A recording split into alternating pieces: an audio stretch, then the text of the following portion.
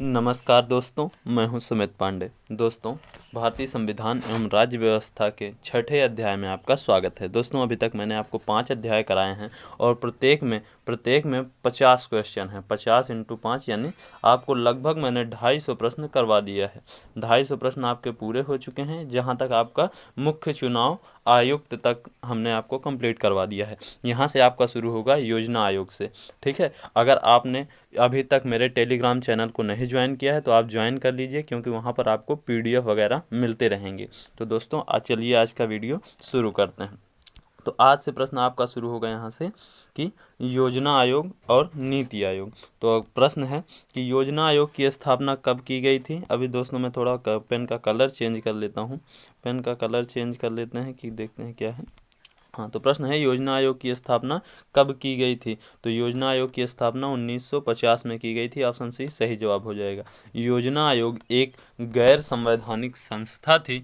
इसका गठन नियोगी समिति की अनुशंसा पर 15 मार्च 1950 को मंत्रिमंडलीय प्रस्ताव के द्वारा किया गया था। इसके अध्यक्ष प्रधानमंत्री होते थे। यानी योजना आयोग के अध्यक्ष कौन होते थे? प्रधानमंत्री। यह एक सलाहकारी निकाय थी। इसके पहले अध्यक्ष पंडित जवाहरलाल नेहरू और वह उपाध्यक्ष गुलजारी लाल नंदा थे। 1 जनवरी 2015 से योजना आयोग को खत्म करके नीति आयोग की स्थापना कर दी गई। कई बार आपसे ये भी पूछता है कि नीति आयोग की स्थापना कब की गई, तो 1 जनवरी 2015 से।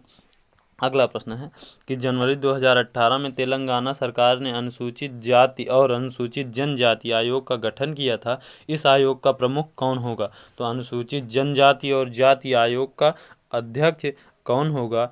वो होंगे आपके एरोल्ला श्रीनिवास। ऑप्शन डी सही जवाब हो जाएगा।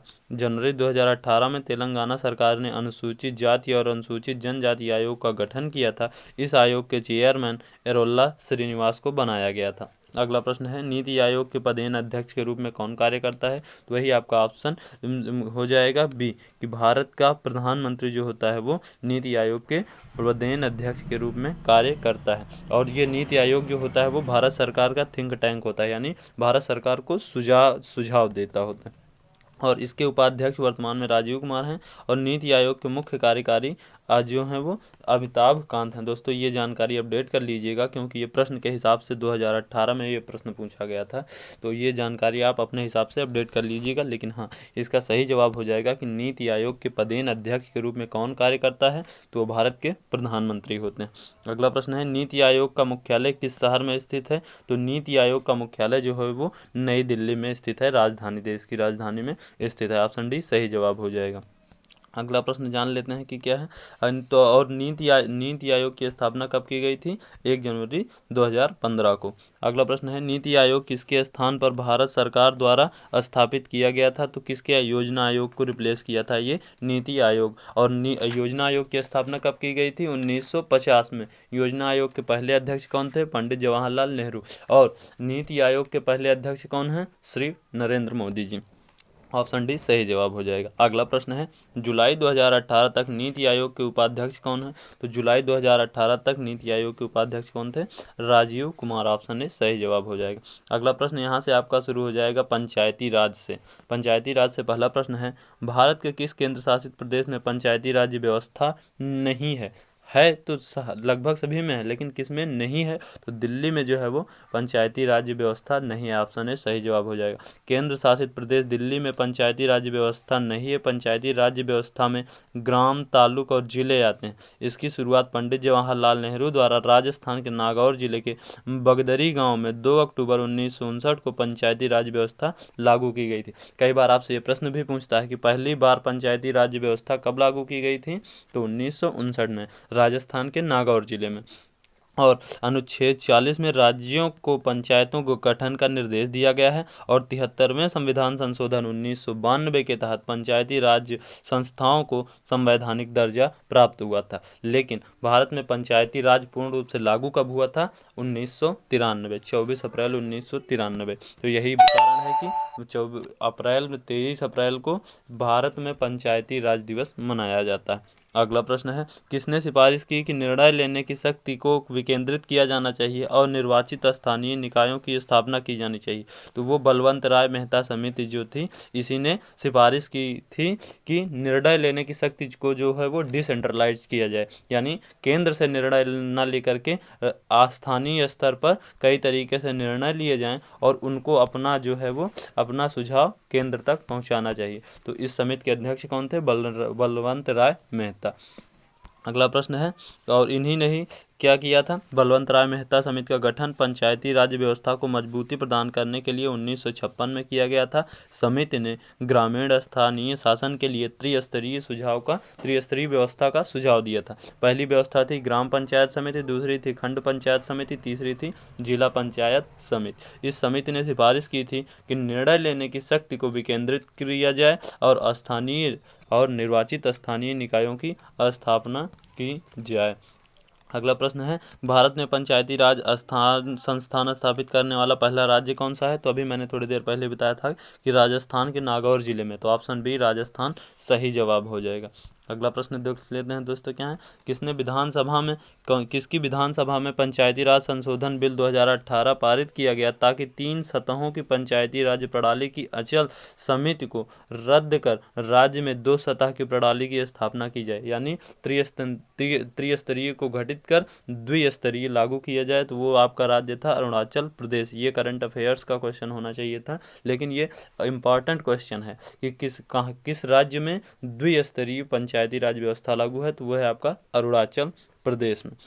इसकी व्याख्या समझ लेते हैं। अरुणाचल प्रदेश विधानसभा ने 3 स्तरीय पंचायती राज प्रणाली के मध्य स्तर अंचल समिति को हटाने और राज्य में 2 स्तरीय प्रणाली स्थापित करने के लिए मार्च 2018 में विधेयक पारित किया था। 73वें संविधान संशोधन अधिनियम 1992 के अनुच्छेद 243 के अनुसार मध्यवर्ती स्तर पर पंचायत का गठन नहीं हो सकता जिसकी जनसंख्या 20 लाख से अधिक नहीं है, यानी कि मध्यवर्ती स्तर पर पंचायत के गठन के लिए कम से कम 20 लाख की जनसंख्या होनी चाहिए, जो कि आपके अरुणाचल प्रदेश में नहीं पाई जाती थी। यही कारण था कि यहाँ पर द्विस्तरीय पंचायत लागू कर दिया गया। और द्विस्तरीय प्रणाली में क्या क्या आता है? ग्राम पंचायत और जिला परिषद।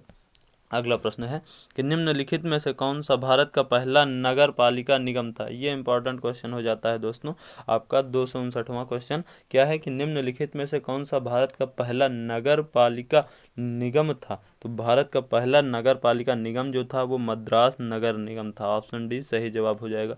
भारत का पहला नगर पालिका नगर निगम मद्रास नगर निगम था। इसकी स्थापना 29 सितंबर 1688 में की गई थी, यानी आज़ादी से पहले ही। इसके बाद 1876 में कलकत्ता नगर निगम की स्थापना की गई तथा 1958 में दिल्ली नगर निगम की स्थापना की गई थी। तो सबसे पुराना नगर निगम कौन सा है? मद्रास नगर निगम। वर्तमान में तमिलनाडु में आता है। अगला प्रश्न है, लोकतंत्र और विकास के लिए पंचायती राज संस्थाओं के पुनर्स्थापना के लिए राजीव गांधी द्वारा 1986 में गठित समिति का नाम क्या था? तो वो गठित समिति का नाम था LM सिंघवी समिति। यही जो था वो किसके लिए? लोकतंत्र और विकास के लिए पंचायती राज संस्थाओं की पुनर्स्थापना के लिए था। तो ऑप्शन बी सही जवाब हो जाएगा। 86 में इस समिति का गठन हुआ था और इसने अपनी रिपोर्ट दी थी, जिसके कारण 93 में जो है वो पंचायती राज व्यवस्था संपूर्ण भारत में लागू की जा सकी थी। इसकी व्याख्या समझ लेते हैं। क्या है दोस्तों? लोकतंत्र और विकास के लिए पंचायती राज्य संस्थाओं की पुनः स्थापना के लिए राजीव गांधी द्वारा 1986 ईस्वी में ML सिंघवी समिति बनाई गई थी। सिंघवी समिति की सिफारिशों के आधार पर पंचायती राज्य को संवैधानिक दर्जा दिया गया। अशोक मेहता समिति का गठन दिसंबर 1977 में किया गया। बलवंत राय मेहता समिति का सिफारिश के आधार पर पंचायती राज व्यवस्था उत्पन्न कमियों को दूर करने के लिए सिंघवी समिति का गठन किया गया था। यानी जो सबसे पहले आपका कौन सा था? बलवंत राय मेहता समिति। इसकी कुछ खामियां थी, इसी खामियों को दूर करने के लिए आपका ML सिंघवी समिति का गठन किया गया था। अगला प्रश्न देख लेते हैं दोस्तों। अगर पंचायत स्थगित है तो चुनाव कितने दिनों के अंदर होगा? अगर पंचायत स्थगित है तो चुनाव कम से कम 6 महीने के अंदर हो जाना चाहिए। ऑप्शन ए सही जवाब हो जाएगा। इसकी व्याख्या देख लेते हैं दोस्तों कि कम से कम कितनी अवधि में चुनाव हो जाना चाहिए। तो इसकी व्याख्या 6 माह के अंदर हो जानी चाहिए। ग्राम पंचायतों के विघटित होने की दशा में इसको विघटित होने की तिथि से 6 महीने के अंदर चुनाव कराना अनिवार्य होता है। और बलवंत राय मेहता समिति द्वारा त्रिस्तरीय पंचायतों का गठन किया गया था। त्रिस्तरीय पंचायतों में कौन कौन से आते हैं? आपका ग्राम पंचायत, गांव के स्तर पर खंड, ब्लॉक के स्तर पर पंचायत समिति और जिला के स्तर पर जिला परिषद। अगला प्रश्न है, हरियाणा पंचायती राज संशोधन बिल 2015 के अनुसार पंचायती राज इंस्टीट्यूशन यानी को चुनावों में उम्मीदवारों की न्यूनतम योग्यता क्या निर्धारित की गई?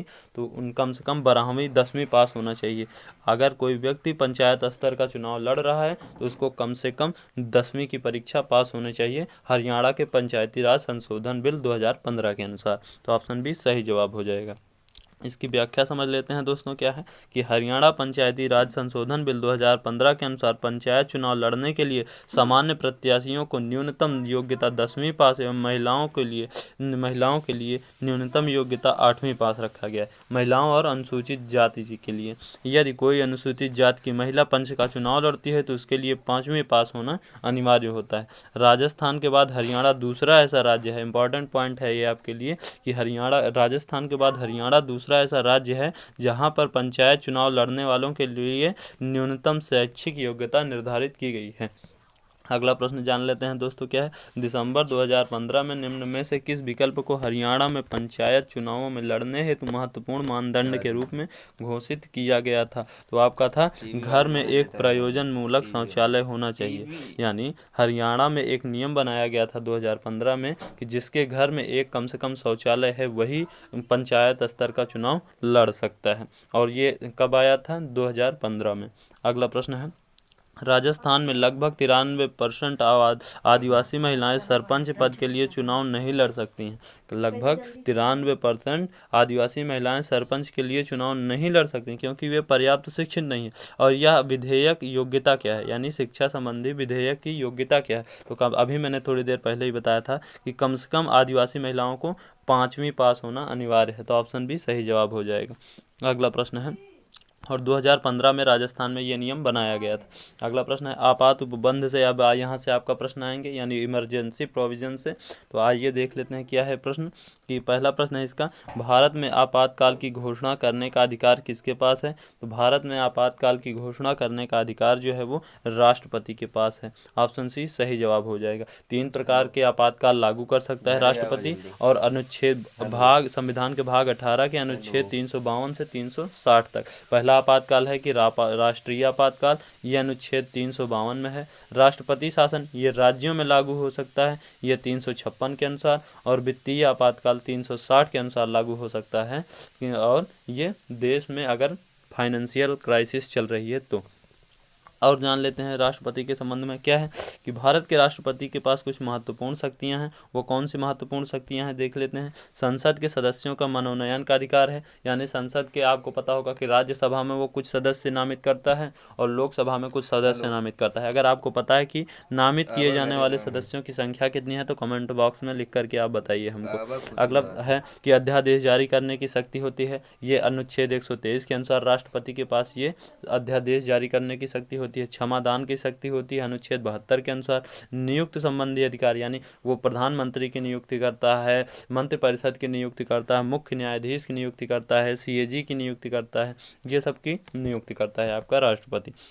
अगला प्रश्न है, भारत में आपातकाल की घोषणा कौन कर सकता है? तो भारत में आपातकाल की घोषणा केवल और केवल राष्ट्रपति जी कर सकते हैं। ऑप्शन ए सही जवाब हो जाएगा। जब इंदिरा गांधी देश की प्रधानमंत्री थीं तो उस दौरान भारत में आंतरिक आपातकाल की घोषणा कब की गई? तो 1975 में। ये बहुत ही फेमस है कि 25 जून 1975 को देश में आपातकाल की घोषणा की गई थी। इंदिरा गांधी ने 1966 से लेकर 1977 तक और 1980 से लेकर 1984 यानी जब इनकी मृत्यु हो गई थी तब तक देश के प्रधानमंत्री का पदभार संभाला था। विपक्षी दलों और सामाजिक कार्यकर्ताओं ने बढ़ती मुद्रास्फीति, अर्थव्यवस्था की खराब स्थिति और अनियंत्रित भ्रष्टाचार पर इंदिरा गांधी की अगुवाई वाली केंद्र सरकार के खिलाफ बहुत प्रदर्शन किया था। और इलाहाबाद उच्च न्यायालय ने फैसला सुनाया कि इंदिरा गांधी ने पिछले चुनाव के दौरान अवैध तरीके से इस्तेमाल किया था। यही कई बार एग्जाम में पूछा जाता है। तो कौन सा न्यायालय था जिसने इंदिरा गांधी के निर्वाचन को रद्द किया था? तो वो आपका था इलाहाबाद उच्च न्यायालय। और इसी कारण से उनके प्रति लोगों में क्रोध बढ़ गया और गांधी ने 26 जनवरी 1975 के दिन इस्तीफा देने के बजाय देश में अशांत राजनीतिक स्थिति के कारण आपातकाल घोषित कर दिया। तो देश में आपातकाल घोषित कर दिया इंदिरा गांधी जी ने। अगला प्रश्न है, किस अनुच्छेद के अनुसार वैध कारणों के आधार पर राज्यों में राष्ट्रपति शासन लागू किया जा सकता है? तो राज्यों में राष्ट्रपति शासन किस कारण लागू किया जा सकता है? अनुच्छेद 356 के अनुसार। संकट काल से निपटने के लिए राष्ट्रपति को निम्नलिखित आपातकालीन शक्तियां प्राप्त हैं: युद्ध, बाह्य आक्रमण या सशस्त्र विद्रोह से उत्पन्न आपात वो जो होता है राज्य में संवैधानिक तंत्र की विफलता के कारण आपात, और वित्तीय आपात। अब वित्तीय आपात अनुच्छेद 360 में है। राज्यों में आपातकाल 356 के अनुसार लगाया जाता है और देश में आपातकाल जो है वो 352 के कारण लगाया जाता है। दोस्तों अगला प्रश्न देख लेते हैं क्या है। अगला प्रश्न है आपके सामने कि भारत में राष्ट्रीय आपातकाल किसके शासनकाल के दौरान लगाया गया था? तो वही आपका इंदिरा गांधी जी के शासनकाल के दौरान 1975 में लगाया गया था। अगला प्रश्न है, और इस समय बहुत इंपॉर्टेंट हो जाता है कि राष्ट्रपति कौन थे? तो राष्ट्रपति थे आपके फखरुद्दीन अली अहमद। इन्होंने ही घोषणा की थी। मुख्य तो आपका लगाने में रोल जो था वो इंदिरा गांधी जी का था, लेकिन जो घोषणा की थी वो राष्ट्रपति ही कर सकता है देश में आपातकाल की घोषणा। तो उस समय देश के प्रधानमंत्री इंदिरा गांधी थी और राष्ट्रपति जो थे वो आपके फखरुद्दीन अली अहमद साहब थे। अगला प्रश्न है, भारतीय संविधान के किस अनुच्छेद में वित्तीय आपातकाल से संबंधित प्रावधान वर्णित हैं? तो कौन सा वित्तीय आपातकाल है आपका? अनुच्छेद 360। ऑप्शन सी सही जवाब हो जाएगा। भारतीय संविधान के अनुच्छेद 360 के अनुसार राष्ट्रपति को ऐसा संज्ञान होने पर कि भारत या उसके किसी भाग पर वित्तीय शाख का खतरा पैदा हो गया है तो वह वित्तीय आपातकाल की घोषणा कर सकता है। अनुच्छेद 148 में भारत का CAG यानी नियंत्रक एवं महालेखा परीक्षक, 143 में परामर्शदात्री क्षेत्राधिकार और 72 में राष्ट्रपति के क्षमादान की शक्ति अनुबंधित है। तो अनुच्छेद 360 के अनुसार राष्ट्रपति देश में वित्तीय आपातकाल लागू कर सकता है। अगला प्रश्न जान लेते हैं दोस्तों क्या है। आपातकालीन या आपदाओं के इस मामले में भारत सरकार द्वारा निम्नलिखित में से कौन सी निधि का उपयोग किया जा सकता है? तो आपकी आकस्मिक निधि। ऑप्शन ए सही जवाब हो जाएगा। भारतीय संविधान के अनुच्छेद 267 में आकस्मिक निधि का वर्णन है। इस निधि को राष्ट्रपति की ओर से वित्त सचिव द्वारा रखा जाता है। यह निधि राष्ट्रपति के अधिकार में रहती है और किसी अप्रत्याशित व्यय के लिए अग्रिम दे सकता है। इसके बाद संसद द्वारा प्राधिकृत करवाया जाता है। यानी आकस्मिक निधि का उपयोग किया जा सकता है जब में देश में अचानक से कोई वित्तीय संकट उत्पन्न हो गया हो, और ये आकस्मिक निधि का उपयोग कौन करवाता है? राष्ट्रपति वित्त सचिव की सहायता से। ऑप्शन ए सही जवाब हो जाएगा। अगला प्रश्न है दोस्तों, अगला प्रश्न देख लेते हैं क्या है। संविधान संशोधन से यहाँ पर प्रश्न पूछा जाएगा और कई बार ये आपके एग्जाम में आ जाता है, इसलिए ये इंपॉर्टेंट हो जाता है। क्या है प्रश्न जान लेते हैं। भारतीय संविधान के निम्न में से किस संशोधन द्वारा दिल्ली को राष्ट्रीय राजधानी क्षेत्र का दर्जा दिया गया था? यानी NCT नेशनल कैपिटल टेरिटरी का दर्जा दिल्ली को कब दिया गया था? कौन से संविधान संशोधन के द्वारा? 69वें संविधान संशोधन के द्वारा। इंपॉर्टेंट हो जाता है। ऑप्शन बी सही जवाब। एक ही बार पूछा गया है लेकिन इंपॉर्टेंट क्वेश्चन है कि भारत के संविधान के अनुच्छेद 239 AA के में संसद द्वारा 69वें संविधान संशोधन 1991 के तहत दिल्ली को राष्ट्रीय राजधानी क्षेत्र यानी NCT का दर्जा दिया गया था। अगला प्रश्न है, किस वर्ष भारतीय संविधान में प्रथम संशोधन किया गया था? तो पहली बार भारत में जो संशोधन किया गया था वो नेहरू जी के शासनकाल के दौरान। ऑप्शन है 1951 में। जान लेते हैं इसकी व्याख्या क्या है। 26 जनवरी 1950 को भारतीय संविधान लागू हुआ था। भारतीय संविधान को समय समय पर आवश्यकतानुसार अब तक कुल 103 बार संशोधित किया गया है। भारतीय संविधान में प्रथम संशोधन 1951 में किया गया था। इस संशोधन में स्वतंत्रता, समानता एवं संपत्ति से संबंधित मौलिक अधिकारों को लागू किए जाने संबंधी कुछ व्यवहारिक कठिनाइयों को दूर करने का प्रयास किया गया था। यानी पहली बार भारत में संविधान संशोधन कब किया गया था? 1950 में, नेहरू जी के शासनकाल के दौरान। अगला प्रश्न है, भारतीय संविधान के अनुसार संविधान संशोधन विधेयक संसद के किस सदन में पारित होता है? तो संसद के वो दोनों सदन में एक साथ पारित किया जाना चाहिए। यानी ऑप्शन सी सही जवाब हो जाएगा। अलग अलग दोनों ऊपरी और निचले सदन में यानी लोकसभा और राज्य सभा में अलग अलग पारित होना चाहिए संविधान संशोधन अधिनियम। देख लेते हैं इसकी व्याख्या क्या है, क्योंकि ये बहुत ही इंपॉर्टेंट है दोस्तों। भारतीय संविधान का संशोधन भारत के संविधान में परिवर्तन करने की प्रक्रिया है। भारतीय संविधान के भाग 20 के अनुच्छेद 368 में भारतीय संविधान संशोधन से संबंधित प्रक्रिया का वर्णन है। संविधान संशोधन विधेयक को संसद के दोनों सदनों में अलग अलग 2/3 बहुमत यानी 2/3 बहुमत से पारित होना आवश्यक है। दोस्तों, आपके लिए एक प्रश्न है कि आप बताइए कि भारत में संविधान संशोधन हो सकता है यह किस देश के संविधान से लिया गया था। अगर आपको ये जवाब पता है तो आप अपना जवाब हमको कमेंट बॉक्स में लिख करके बताइएगा। और क्योंकि ये कई बार प्रश्न पूछा गया कि संविधान संशोधन किस देश से लिया गया है। अगला प्रश्न जान लेते हैं क्या है दोस्तों। अगला प्रश्न है, राष्ट्रीय जल संरचना विधेयक 2016 के प्रस्तावित मसौदे में निम्न में से क्या शामिल नहीं है। तो निम्न में से आचमन युक्त धारा ये शामिल नहीं है, जबकि अविरल धारा शामिल है, स्वच्छ किनारा शामिल है, निर्मल धारा शामिल है, लेकिन ये आचमन युक्त धारा राष्ट्रीय जल संरचना विधेयक 2016 के प्रस्तावित मसौदे में शामिल नहीं है। अगला प्रश्न है, 1976 में 42वें संविधान संशोधन द्वारा संविधान की प्रस्तावना में कौन से शब्द जोड़े गए थे। तो संविधान की प्रस्तावना में 2 शब्द जोड़े गए थे, वो कौन थे, समाजवादी, पंथ निरपेक्ष। और तीसरा भी शब्द जोड़ा गया था, वो था आपका अखंडता। यानी 3 शब्द जोड़े गए थे, समाजवादी, धर्मनिरपेक्ष और अखंडता। तो ऑप्शन डी सही जवाब हो जाएगा इस हिसाब से।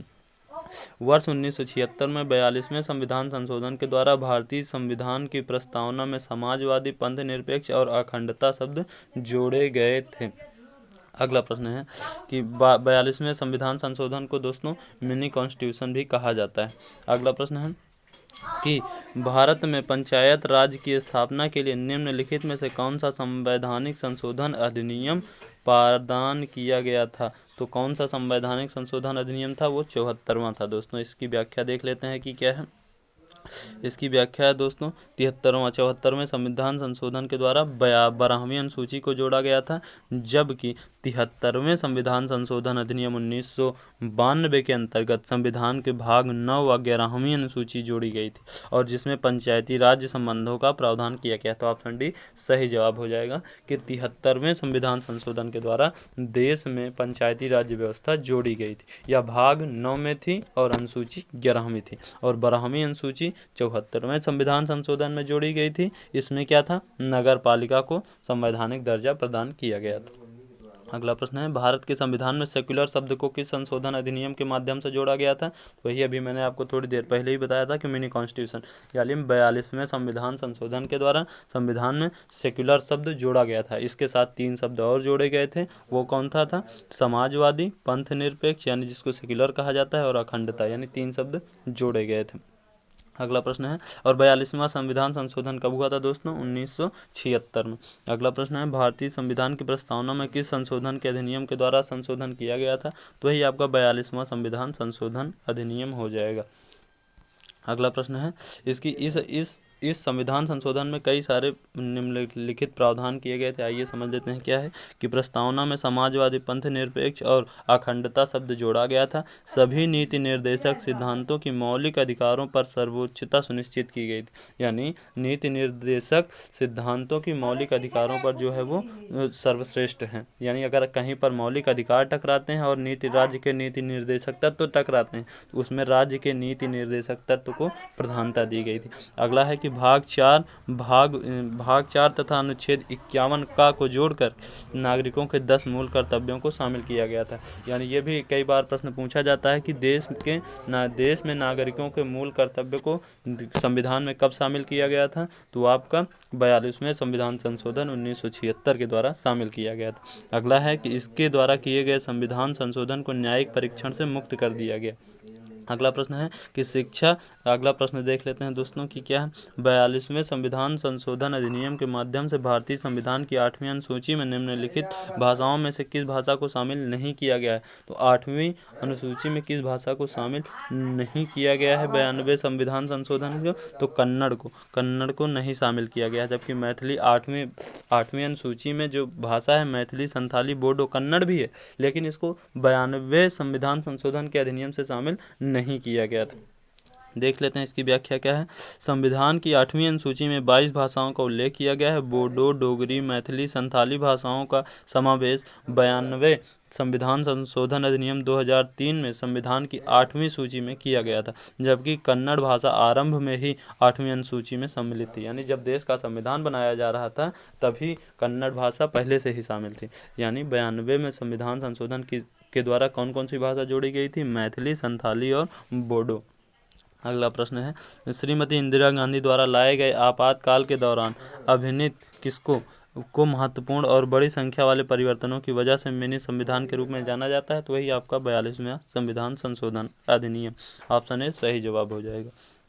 अगला प्रश्न है, संविधान के 96वें संशोधन का उद्देश्य क्या था? तो संविधान के 96वें संशोधन का उद्देश्य था कि उड़ीसा के स्थान पर उड़िया के स्थान पर उड़िया शब्द का प्रयोग करना। यही था आपका 96वें संविधान संशोधन का उद्देश्य। संविधान के 96वें संशोधन का उद्देश्य उड़िया के स्थान पर उड़िया शब्द का प्रयोग है।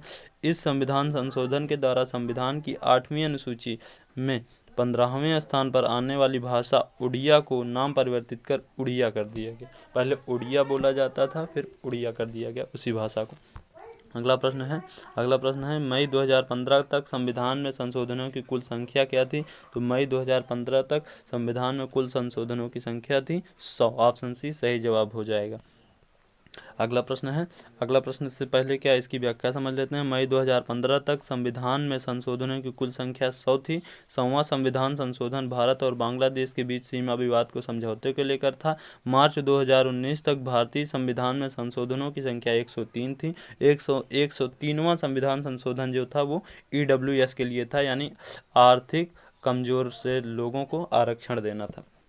अगला प्रश्न है, भारतीय संविधान में किए गए कुल संशोधनों की संख्या क्या है? अभी तक तो इस विकल्प के हिसाब से हो जाएगा कि 100, लेकिन अभी तक 104 संशोधन किए जा चुके हैं। तो दोस्तों ये क्वेश्चन आपके लिए इम्पोर्टेंट नहीं है। हाँ, ये क्वेश्चन ज़रूर है कि भारत में अभी तक कुल कितने संविधान संशोधन किए जा चुके हैं? तो 104 संविधान संशोधन किए जा चुके हैं। अगला प्रश्न है दोस्तों, संविधान का कौन सा संशोधन सरकार में निजी उच्च शिक्षा संस्थानों के रूप में अन्य पिछड़े वर्गों के लिए 27% आरक्षण की व्यवस्था करता है? तो वो संविधान संशोधन था आपका 93वां। इसमें बहुत बवाल हुआ था दोस्तों। ऑप्शन सी सही जवाब हो जाएगा। 93वां संविधान संशोधन सरकार में निजी उच्च शिक्षा संस्थानों के रूप में अन्य पिछड़े वर्गों के लिए 27% आरक्षण प्रदान करता है। यानी OBC के लिए कौन सा संविधान संशोधन था? वो 93वां संविधान संशोधन था। संविधान संशोधन की प्रक्रिया का वर्णन संविधान के अनुच्छेद 368 में भाग 20 में किया गया है। अगला प्रश्न है, संविधान का 99वां संविधान संशोधन किसके बारे में है? तो भारत का 99वां संविधान संशोधन जो है वो लगभग जो किसके बारे में है दोस्तों? वह है आपका GST के बारे में, भारत का न्यायिक पुनर्नियुक्ति के बारे में है दोस्तों। सॉरी, मुझसे गलती हो गई कि संविधान का 99वां संशोधन न्यायिक राष्ट्रीय नियुक्ति आयोग यानी NJAC की स्थापना से संबंधित है। सुप्रीम कोर्ट भारतीय संविधान का संरक्षक है या भारतीय संसद के कानून की व्याख्या करने वाला सबसे बड़ा अभिकरण है। 14 अक्टूबर 2015 को मुख्य न्यायाधीश JS खेहर की अध्यक्षता वाली पीठ ने राष्ट्रीय न्यायिक नियुक्ति आयोग का अधिनियम और 99वां संविधान संशोधन रद्द कर कोलेजियम प्रणाली को पुनः बहाल कर दिया था। तो ऑप्शन बी सही जवाब हो जाएगा कि 99वां संविधान संशोधन किससे संबंधित है? राष्ट्रीय न्यायिक नियुक्ति आयोग से संबंधित है। अगला प्रश्न है, भारतीय संविधान में पहली बार संशोधन कब किया गया था? तो वही अभी मैंने थोड़ी देर पहले बताया था कि 1951 में। ऑप्शन बी सही जवाब हो जाएगा। 1951 में नेहरू जी की सरकार थी। अगला प्रश्न है, भारतीय संविधान में पहला संशोधन कब किया गया था? भारतीय संविधान में पहला संशोधन कभी देता है आपका 1950, कभी देता है 1951। तो दोस्तों 1951 सही होगा कि अभी थोड़ी देर पहले ही पिछले क्वेश्चन में मैंने आपको 1950 बताया था, लेकिन 1951 उसमें विकल्प नहीं था। जब आपको 1950 दिखे तो 1950 लगाइए, 1951 दिखे तो 1951 लगाइए। ऑप्शन है सही जवाब हो जाएगा। अब यहाँ से आपका शुरू हो जाता है राजभाषा से जुड़ा हुआ प्रश्न। राजभाषा से प्रश्न है आपका, भारतीय संविधान की कौन सी अनुसूची अनुसूचित भाषाओं के बारे में है? तो अभी मैंने बताया था कि 8वीं अनुसूची जो है वो अनुसूचित भाषाओं के बारे में है। ऑप्शन सी सही जवाब हो जाएगा। वर्तमान में 8वीं अनुसूची में संविधान के द्वारा मान्य 22 भाषाएं हैं। 22 भाषाएं हैं वर्तमान में, और आठवीं अनुसूची के तहत 2003 में कौन कौन सी भाषाएं जोड़ी गई थी? बोडो, डोगरी, मैथिली और संथाली, यही 4 भाषाएं जोड़ी गई थी। अगला प्रश्न है, 2017 के अंत तक उपलब्ध जानकारी के अनुसार भारत के संविधान द्वारा कितनी भाषाओं को मान्यता प्राप्त है? तो भारत के संविधान द्वारा 22 भाषाओं को मान्यता प्राप्त है 2017 तक। ऑप्शन डी सही जवाब हो जाएगा।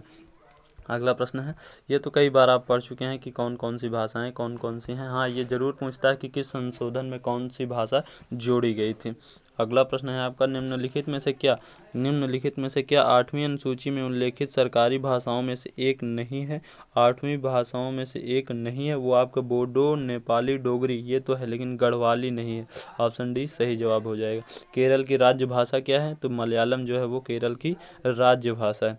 अगला प्रश्न है, भारतीय संविधान के अनुसार कितनी भाषाओं को कार्यालयी यानी ऑफिशियल लैंग्वेज का दर्जा दिया गया है? तो अभी मैंने बताया था कि 22 भाषाओं को ऑफिशियल लैंग्वेज का दर्जा दिया गया है। ऑप्शन सी सही जवाब हो जाएगा। भारतीय संविधान के अनुसूची 8वीं अनुसूची में 22 भाषाओं का उल्लेख किया गया है। मूल रूप से 8वीं अनुसूची में केवल 14 भाषाएं थी, यानी जब संविधान आपका बन रहा था तब केवल 14 भाषाएं थी, और वर्तमान में 22 भाषाएं। 2003 ईस्वी में 92वां संविधान संशोधन कर 4 भाषाओं को जोड़ा गया था, मैथिली, संथाली, डोगरी और बोडो। इन 4 भाषाओं को 8वीं अनुसूची में शामिल किया गया था। अगला प्रश्न है, निम्नलिखित में से भारतीय भाषाओं में एक द्रविड़ मूल भाषा नहीं है। वो द्रविड़ मूल भाषा, ये तो आसान सा दिख रहा है कि मलयालम, कन्नड़ और तेलुगु जो है ये दक्षिण भारत की भाषा है, जबकि मराठी जो है वो महाराष्ट्र की भाषा यानी पश्चिमी भाषा है। ऑप्शन डी सही जवाब हो जाएगा। द्रविड़ भाषा के अंतर्गत 4 भाषाएं आती हैं, तमिल, कन्नड़, तेलुगु और मलयालम। मराठी भाषा आर्य भाषा का सदस्य है। इसका विकास संस्कृत के अपभ्रंश से हुआ है, यानी संस्कृत को टूटने फूटने हुआ। इससे बोलने वालों की कुल संख्या 9 करोड़ है, जो 900 ईस्वी से प्रचलन में है। यह भी हिंदी के समान संस्कृत आधारित भाषा है, जो महाराष्ट्र और गोवा की राज्य भाषा है। मराठी जो है महाराष्ट्र और गोवा की राज्य भाषा है। अगला प्रश्न है, गोवा की कार्यालयी भाषा क्या है? तो वही गोवा की कार्यालयी भाषा जो है वो कोंकणी है। ऑप्शन सी सही जवाब हो जाएगा कि गोवा की कार्यालयी भाषा कोंकणी है। भारत के पश्चिमी तट पर स्थित कोंकण प्रदेश से प्रचलित बोली को सामान्यतः कोंकणी बोली कहते हैं। कोंकणी के अलावा मराठी और अंग्रेजी गोवा की सहायक कार्यालयी भाषाएं हैं। यानी प्रमुख भाषा कौन सी है आपकी? प्रमुख भाषा है कोंकणी, जबकि मराठी और अंग्रेजी भी गोवा में प्रचलित हैं। अगला प्रश्न देख लेते हैं दोस्तों, क्या है अगला प्रश्न है आपका कि भारत के संविधान में कौन सा अनुच्छेद हिंदी को संघ की राज्य भाषा का दर्जा प्रदान करता है? ये काफ़ी इंपॉर्टेंट हो जाता है और कई बार ये प्रश्न पूछा जाता है कि अनुच्छेद 343। ऑप्शन 20 सही जवाब हो जाएगा। संविधान के अनुच्छेद 343 के अनुसार संघ की राजभाषा हिंदी और लिपि देवनागरी होगी। अनुच्छेद 223 में लोक सेवा आयोग के प्रतिवेदनों के बारे में वर्णन है। अनुच्छेद 234 न्यायिक सेवा में जिला न्यायाधीशों से भिन्न व्यक्तियों की भर्ती से संबंधित है। यानी आप ये मोटा मोटा याद रखिए कि हिंदी को कौन से अनुच्छेद में राजभाषा का दर्जा प्रदान किया गया है? तो अनुच्छेद 343। अगला प्रश्न है, भारत के महान्यायवादी से जुड़ा हुआ प्रश्न है कि भारतीय संविधान के अनुसार अटॉर्नी जनरल का कार्यकाल कितने वर्ष का होता है? तो अटॉर्नी जनरल का AGI का कार्यकाल जो होता है वो अनिश्चित होता है। क्यों अनिश्चित होता है? क्योंकि ये राष्ट्रपति जब तक चाहेगा तब तक भारत का महान्यायवादी बना रहेगा। तो ऑप्शन 20 सही जवाब हो जाएगा। इसकी व्याख्या देख लेते हैं दोस्तों। संविधान के अनुच्छेद 76 में भारत के महान्यायवादी यानी अटॉर्नी जनरल की नियुक्ति, योग्यता, पदावधि, वेतन, कार्य तथा अधिकारों का उल्लेख है। यानी AGI किस में आता है? अनुच्छेद 76 में। राष्ट्रपति की इच्छा के यानी प्रसाद पर्यंत, यानी जब तक राष्ट्रपति चाहेगा तब तक ये व्यक्ति अपने पद पर बना रहेगा। 2019 में के वेणुगोपाल थे। और ये महान्यायवादी यानी अटॉर्नी जनरल होते कौन हैं? ये केंद्र स्तर पर सरकार के वकील होते हैं, और राज्य स्तर पर सरकार का वकील कौन होता है? महाधिवक्ता। और केंद्र स्तर पर सरकार का वकील कौन होता है? AGI यानी महान्यायवादी। अगला प्रश्न है, भारत के अटॉर्नी जनरल की नियुक्ति कौन करता है? तो राष्ट्रपति ही भारत के अटॉर्नी जनरल की नियुक्ति करते हैं। ऑप्शन डी सही जवाब हो जाएगा। भारत का महान्यायवादी देश का सर्वोच्च कानूनी सलाहकार होता है तथा सर्वोच्च न्यायालय में सरकार का मुख्य वकील होता है।